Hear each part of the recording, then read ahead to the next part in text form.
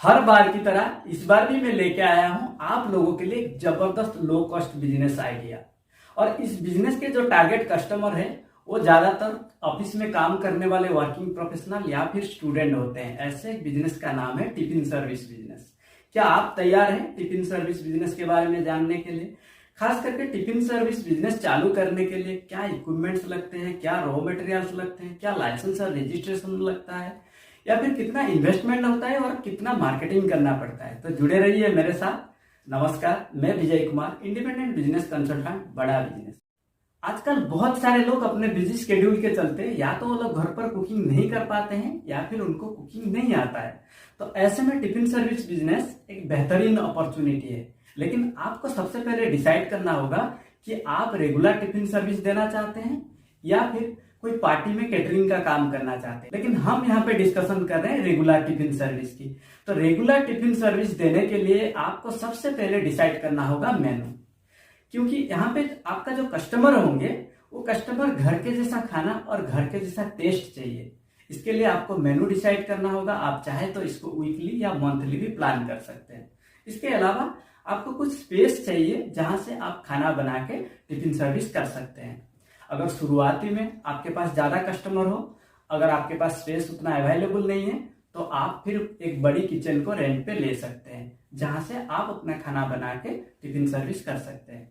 इसके अलावा इस बिजनेस में आपको कुछ इक्विपमेंट्स की जरूरत होगी, जैसे कि gas, burner, wooden table, kitchen utensil या फिर कुछ लंच बॉक्स की भी जरूरत होगी जो कि आप अपना खाना बना के डिलीवरी करेंगे। इसके अलावा इस बिजनेस में आपको कुछ रॉ मटेरियल्स लगेंगे, जैसे कि आटा, दाल, चावल, बेसन, मसाला, वेजिटेबल्स। देखिए, वेजिटेबल आप अपने हिसाब से प्लान कर सकते हैं। अगर आपके पास रखने के लिए सही सुविधा उपलब्ध है तो आप एक हफ्ते का भी प्लान कर सकते हैं। इसके अलावा आपको कुछ मैन पावर चाहिए, आपको एक असिस्टेंट कुक चाहिए, एक साफ सफाई रखने के लिए किचन को एक क्लीनिंग बॉय भी चाहिए। इसके अलावा आप अपने खाना बना के जो डिलीवरी करेंगे उसके लिए एक डिलीवरी बॉय भी चाहिए। इसके बाद इस बिजनेस में जो सबसे अहम है वो है लाइसेंस और रजिस्ट्रेशन।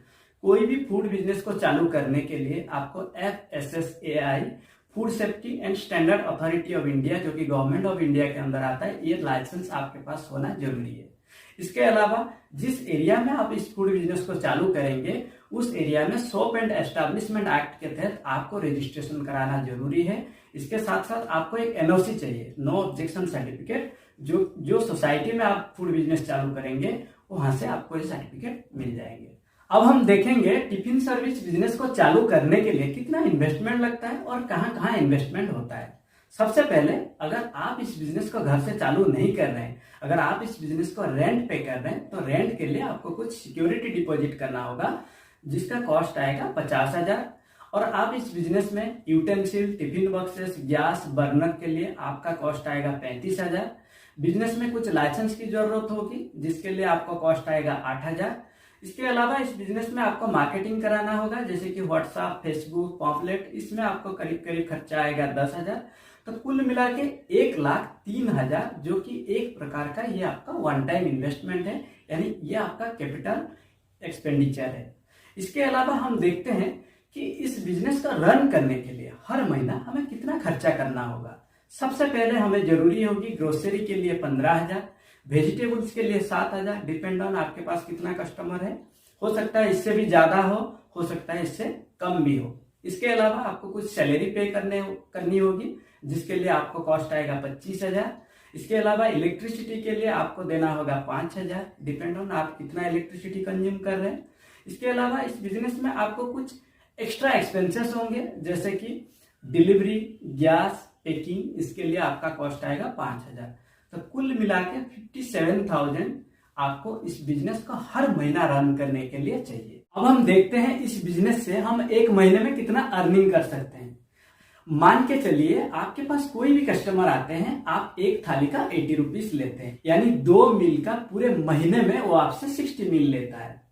इसी प्रकार अगर आप पूरे महीने में 26 दिन टिफिन सर्विस देंगे और शुरुआती में अगर आपके पास 20 कस्टमर हो और 20 कस्टमर हर दिन 2 मील के हिसाब से अगर पूरे 26 दिन आपसे टिफिन सर्विस लेते हैं, तो एक महीने का 1040 टिफिन सर्विस आप दे पाएंगे।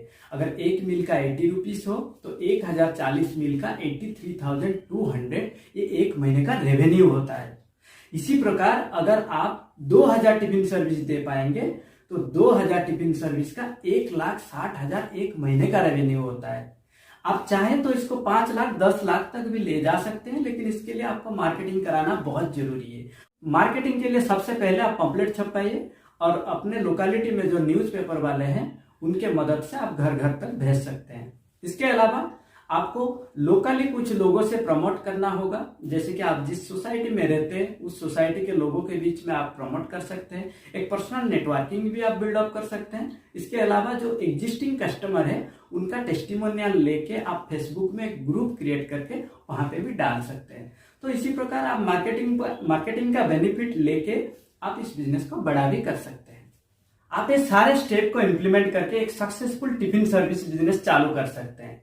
अगर हाँ आपको लो इन्वेस्टमेंट में और भी बहुत सारे बिजनेस आइडिया चाहिए तो आप मेरे प्रीवियस वीडियो को विजिट कर सकते हैं, जैसे कि papad making business, phenyl making business, online kirana store कैसे चालू करें। और ऐसे आने वाले वीडियो को अगर आप देखना चाहते हैं तो आपको करना क्या है, इस चैनल को सब्सक्राइब करना है और हाँ लाइक और शेयर करना ना भूलें। तब तक के लिए मैं विजय कुमार आप सभी लोगों को हृदय की गहराइयों से बहुत बहुत धन्यवाद।